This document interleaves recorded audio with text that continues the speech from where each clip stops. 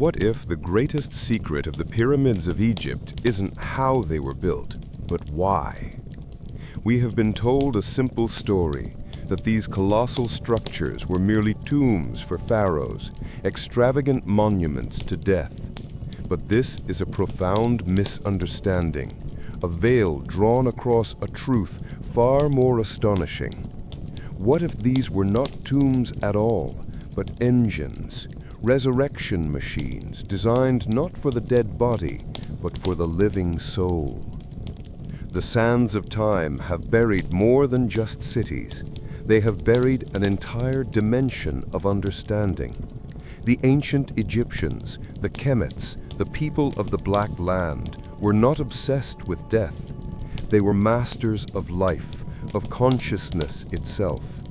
They understood that the universe is a symphony of vibration, and they built their temples and pyramids as instruments of cosmic resonance, capable of tuning the human spirit to the frequency of the divine.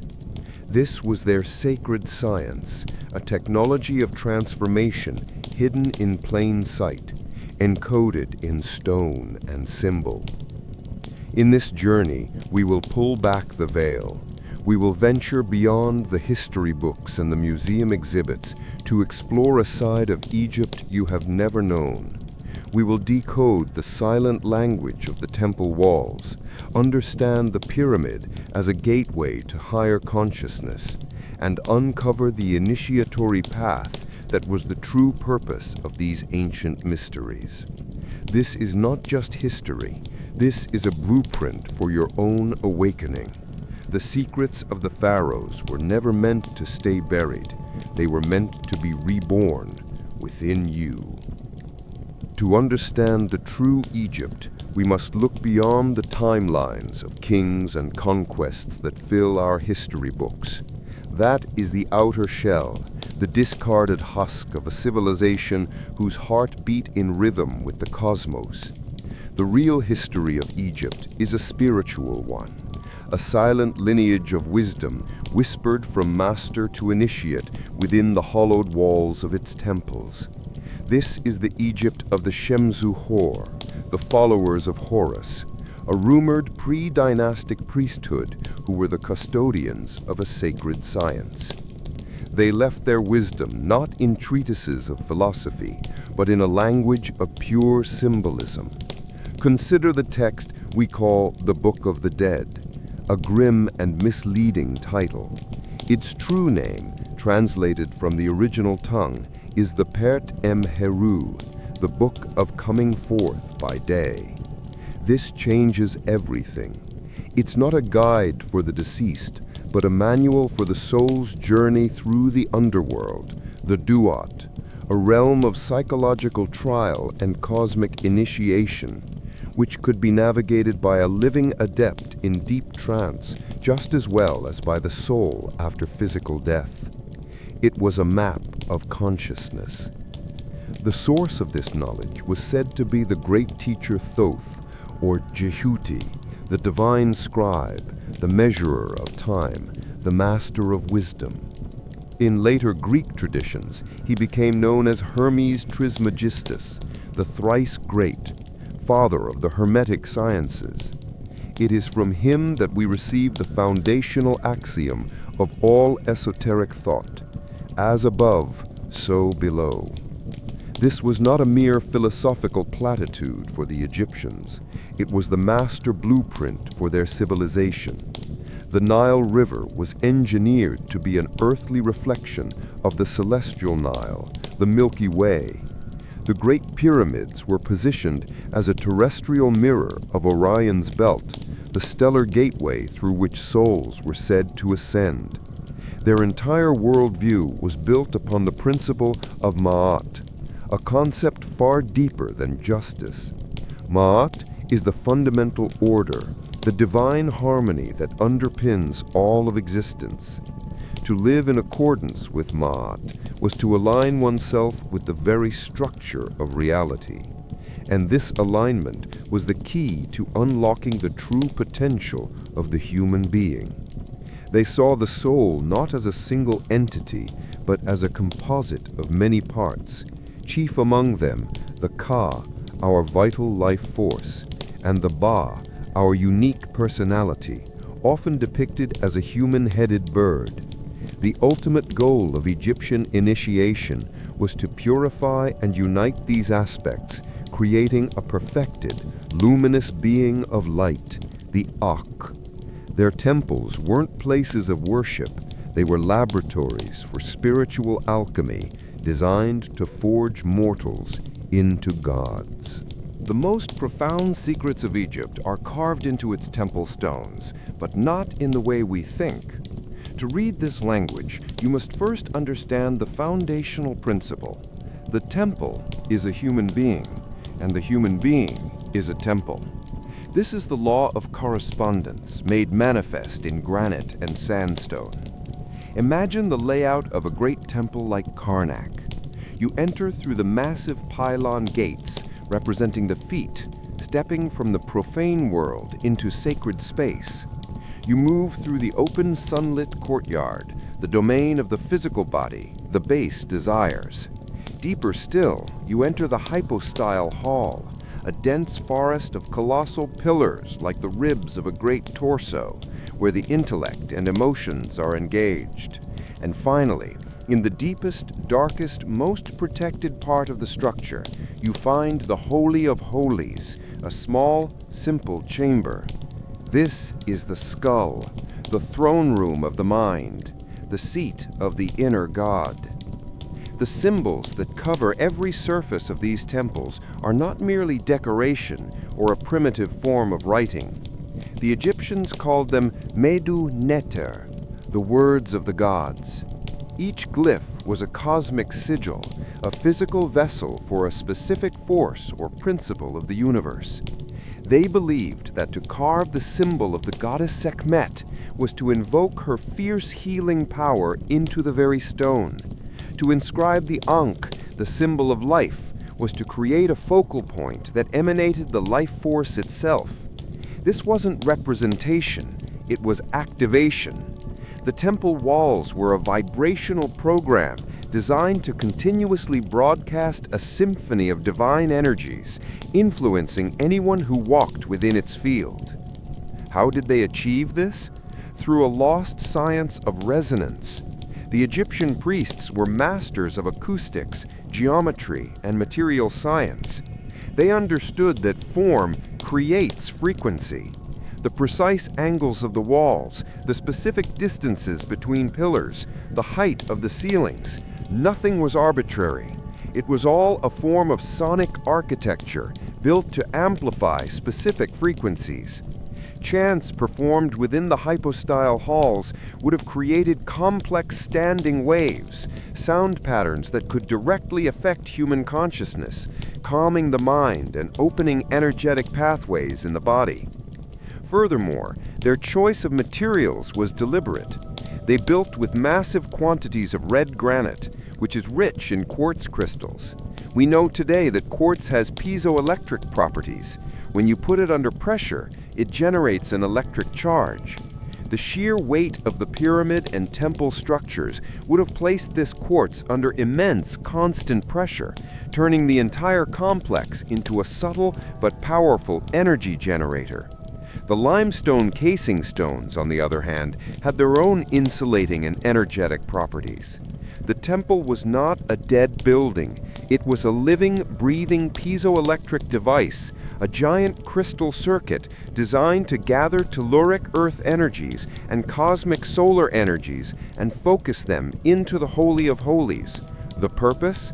To create the perfect energetic environment for the transformation of a human into a divine being. The initiate wasn't just walking into a building, they were being plugged into a machine. If the temples were the schools of sacred science, then the Great Pyramid was the final examination. This was not a public space. It was a hermetically sealed instrument of immense power, the very heart of the initiation machine.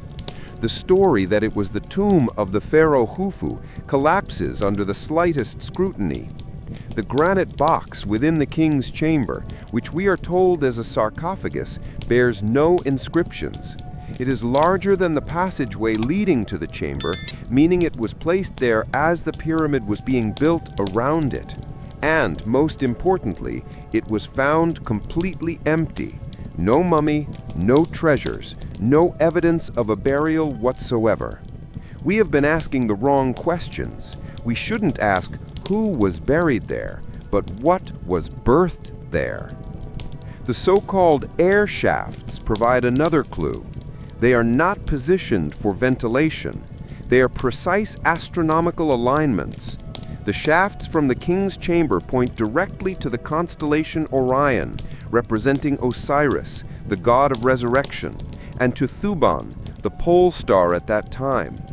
The shafts from the queen's chamber point to Sirius, the star of the goddess Isis, and to the Little Dipper.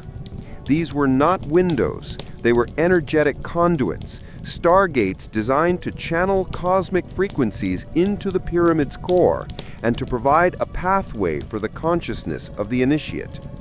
Imagine the process. An adept, having spent decades purifying their body and mind, would enter the Great Pyramid alone. They would make their way through the ascending passage, a symbolic journey upwards through the planes of existence. They would lie down within the granite coffer in the king's chamber, a chamber whose dimensions are a masterclass in harmonic resonance, tuned to the fundamental frequencies of the earth and the human body. Think of it as the ultimate sensory deprivation chamber, cutting off all light, all external sound, all distraction. In this silent, resonant void, through techniques we are only now beginning to rediscover, the initiate would consciously and deliberately separate their consciousness, their ba, from their physical form.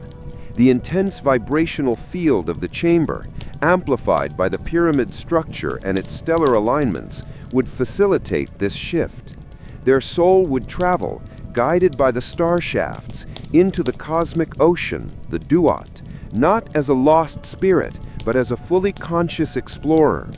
This was the true meaning of resurrection, not the reanimation of a corpse, but the liberation of the soul from its mortal vessel. It was a controlled death and rebirth experience. The initiate would die to their limited, egoic self and be reborn with the expanded awareness of the cosmos itself. They entered the chrysalis of the pyramid as a human, and, if they succeeded in navigating the perilous psychic realms, they emerged as an Ak, a luminous being of light, a Horus, walking the earth. The pyramid was not a tomb for a dead king, it was a womb for a living god. The great temples now stand in ruin, and the doors to the pyramid's initiation chambers are sealed to us. But the secret was never truly in the stone. The stone was merely an amplifier. The ultimate technology, the true resurrection machine, is the one you carry with you every moment of every day, your own body and consciousness. The ancient priests built their temples of granite and limestone. You must learn to build yours from breath and intention. This ancient power is your birthright. Here is how you can begin to reclaim it. Build your inner temple. First, build your inner temple. You don't need to travel to the Nile. You can create your sacred space within. Find a quiet place where you will not be disturbed. Sit comfortably, with your spine straight, and close your eyes. See your body as a temple. Feel your feet firmly on the ground, drawing energy from the earth, just like the foundations of Karnak. Envision your spine as a great central pillar of light. Your chest is the main hall, and within it, your heart is the sacred flame. Your head is the Holy of Holies, the silent, dark chamber where true communion happens. With every conscious breath, imagine you are polishing the stones, sweeping the floors, and purifying this inner sanctum. 5 minutes a day spent in your inner temple will begin to create the same internal alignment that the ancient initiates sought. Practice the science of sound. Second, practice the science of sound. The Egyptians used chanting not for worship, but for vibrational tuning. You can do the same with your own voice. Inhale deeply, and as you exhale, create a low, sustained toning sound. Try the vowel sound ah, the universal sound of the heart. Don't just make the sound, feel it. Feel it resonating in the center of your chest, vibrating through your rib cage. This is not about singing, it's about using your voice as an instrument to break up stagnant energy and tune your physical and energetic body to a higher, more coherent frequency. You are literally recreating the resonant effect of the temple chambers within your own being. Live in Ma'at. Finally, and most importantly, live in Ma'at. This is the integration of the sacred into the everyday. Ma'at is the principle of ultimate balance, truth, and cosmic order. In practical terms, it means living with integrity. Before you speak, ask, is this true? Is this necessary? Is this harmonious? At the end of your day, take a moment to review your actions, not with harsh judgment, but with the serene eye of an observer. This is the modern practice of the weighing of the heart. By consciously choosing harmony over chaos, truth over falsehood, and balance over excess in your daily life, you align yourself with the fundamental creative force of the universe. These are not quick fixes, they are practices. The ancient apprentices trained for decades, but the path is the same. Build your temple, tune your instrument, and live in harmony. In so doing, you walk the same path of initiation that was once hidden in the deserts of Egypt. We began by asking what lay beyond the common story of Egypt. We have discovered a legacy far more profound than tombs and pharaohs. We have found a lost science of the soul, a system that understood the human being as a resonant instrument and the temples as tuning forks for the divine. We have seen the Great Pyramid not as a monument to death, but as a chrysalis for rebirth, a technology designed to elevate human consciousness to the level of the stars. The true mystery of Egypt is not buried under the sand. It is encoded within your very DNA, waiting to be activated. The ancient masters left us more than just ruins. They left a map that shows that the path to the cosmos runs directly through the center of our own being. The work of creating the the perfected self, did not end with the fall of their civilization. The great work continues, and the tools are now in your hands. The wisdom of Thoth, the resurrection of Osiris, the magic of Isis, these are not myths. They are archetypes of transformation, living energies that you can access through the practices of inner alignment, vibrational tuning, and harmonious living. So we leave you with this thought. The Egyptians carved their understanding of the universe into mountains of stone that have lasted for millennia. What will you build with the infinite potential of your own consciousness? The scroll of wisdom is unrolling once more. The question is, are you ready to read it? If these mysteries call to you, subscribe to the Serpent Scroll and activate the bell so you don't miss our next exploration into the world's hidden wisdom. Share your thoughts in the comments below. Which of these ancient ideas resonated most deeply with you? Thank you for walking with us on this path. Until next time, keep seeking.